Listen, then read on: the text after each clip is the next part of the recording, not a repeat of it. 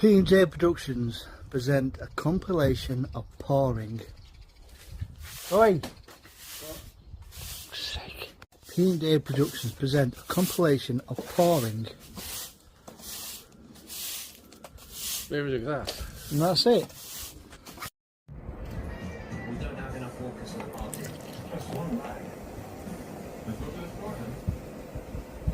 Most take the straight way, the easy way, the familiar path. The life's greatest stories, they're found in its hands of its twists. Explore the road less traveled.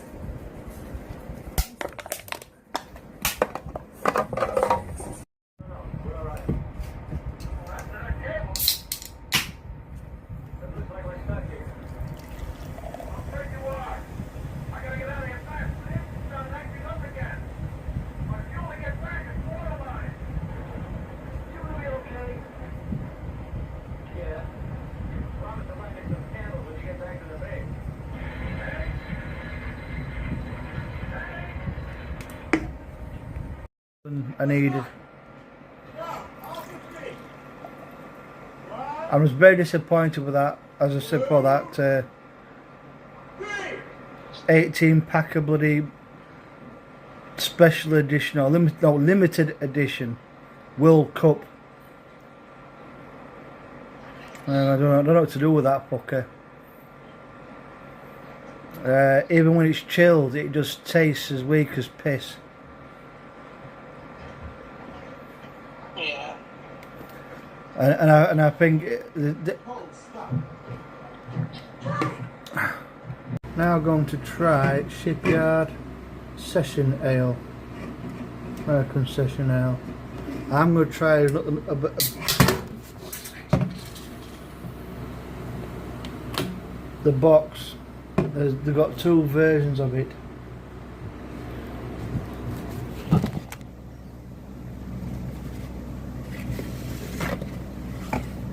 One's a bit stronger.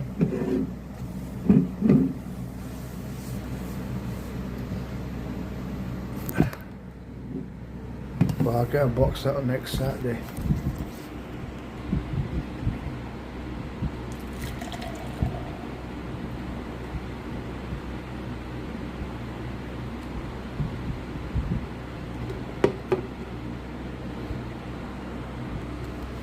Oh, this smells very familiar.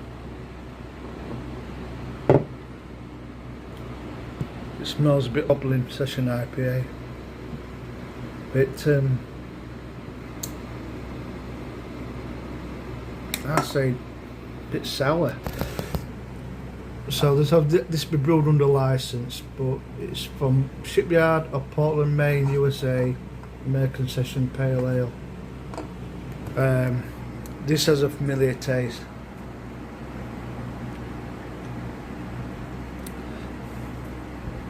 Oh no, that's Taupo. Tarty, sour.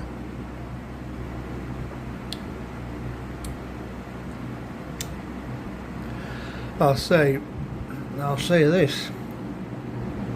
It's not bad. Very fruity, tarty. But I'll say for 3.4%, it tastes a lot better than that watered down piss that's that limited edition Budweiser. Oh, that's nice.